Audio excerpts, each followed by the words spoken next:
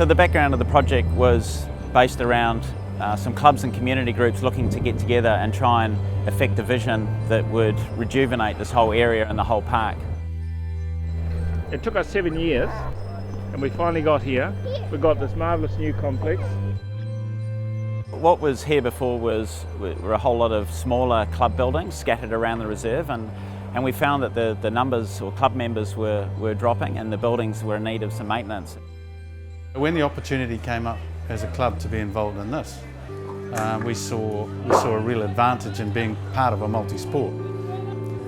Really hard to get any sort of club culture going when you don't have a home base.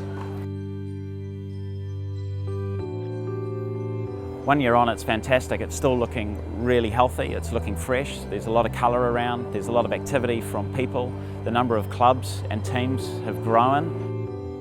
I think a building like this too has done wonders for the community, just to have them know that this is the place to be in Papatoetoe.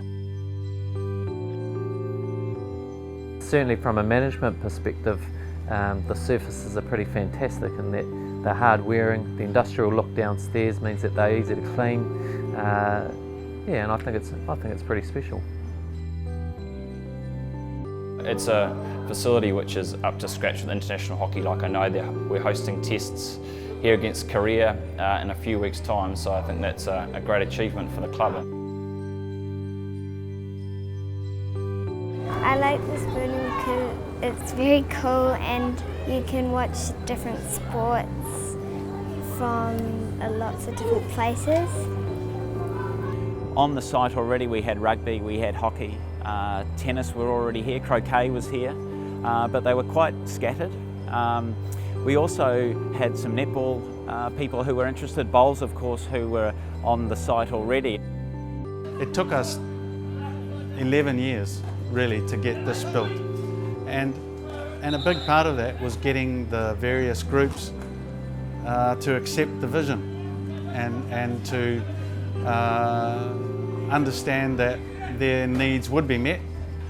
When Dion came on board, to some extent he was still faced with that, with the various groups, and I guess the really big thing about Dion and his involvement was, well, just that he does consult so well. So the process involved around a lot of empathy and trying to understand where the individual groups were coming from. A lot of them had a deep history and tradition with their own clubs, and one of the challenges was bringing all of that together into a harmonious one, I guess. And so we spent quite a bit of time on the site, just talking informally and formally with these different groups. Having managed facilities over probably 15 years, one of the lowest level of anecdotal evidence of how a community respects you is the level of graffiti or vandalism you get, and certainly this facility gets close to no vandalism. One of the stories which I fondly remember is actually talking to the bowls guys on 3 o'clock on a Friday afternoon, sitting down and just having a beer with them and just trying to understand how they use their facility and just try and get a sense of what was important to them, and I'm not sure that many people had done that.